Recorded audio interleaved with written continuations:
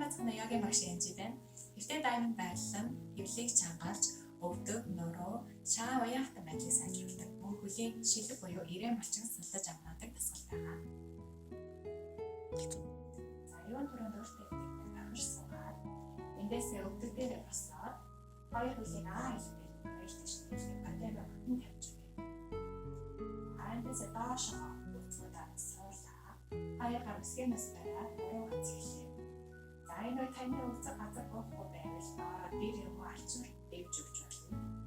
За таны мөн нуруугаар өвдгөр хөвддөг бол хоошоо хэвтэ хэрэггүй. За энэ байдлаар анцал аваа нуруу гац эхлэв.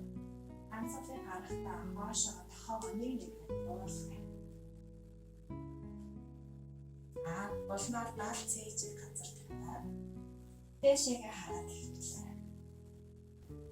За энэ байдлаас анцал аваад хоёр гарыг толгой дээр дээш нөргөө биеийг утааш нь сайн суугаад эндээс анцал гаргахтаа хоёр тохооноос бариад дээшээ харж хэвтэн 3-5 гүнзгий анцал аваад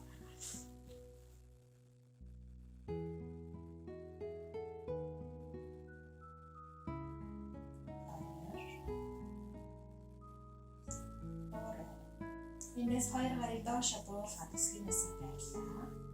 Хоёр тохон дээр түлхээд цэжиг дээш нөргөөд галуу дээш явдаж басъя.